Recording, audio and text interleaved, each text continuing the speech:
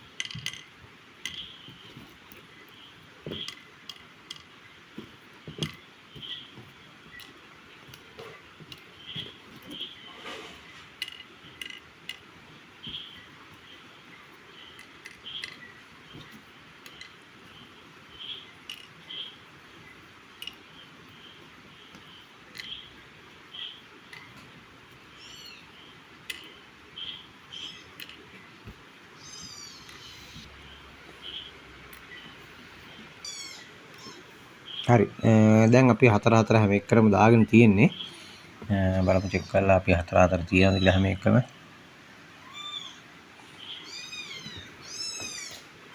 හරි ඊට පස්සේ මේකේ ගලමල අල්ලලා හරි කවුද ඉස්සල්ලා අඳින්නේ කියන එක කතා කරගන්න ඕන.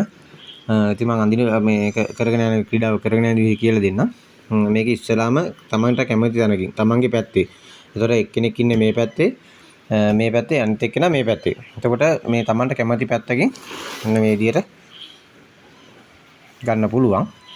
කොහොම සෙල්ලම් කරන්න කියන එක මම කර ඉතින් අපි දුව තමයි ගන්නෙ. නිසා ඔයා කැමති තැනකින් අරගෙන දාගෙන යන්නතු. මොන හේ එක තැනකින් අරගෙන ඒකේ යට ටිකේ දාගෙන යන මේ පැත්තට. තමන්ගේ දකුණු අත පැත්තට තමයි දාගෙන යන්නේ. හරි 4 ඉවර වුණු තැන ඉඳන් නැවත 4ක් ගන්න ඕන.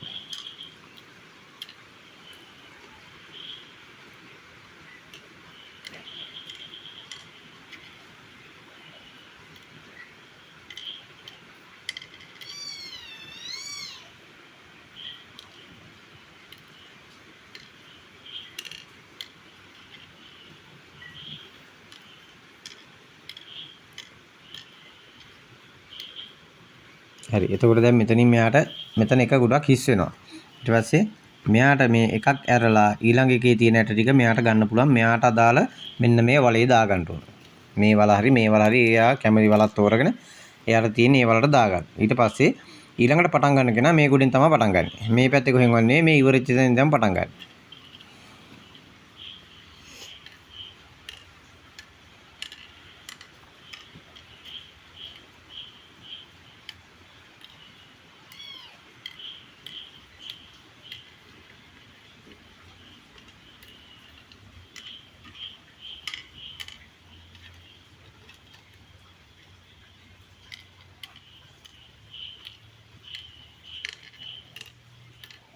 ඊට පස්සේ මේ කොටුව හිස් ඊට පස්සේ මේ ටික අරන් මගේ වලට දාගන්න තියෙනවා.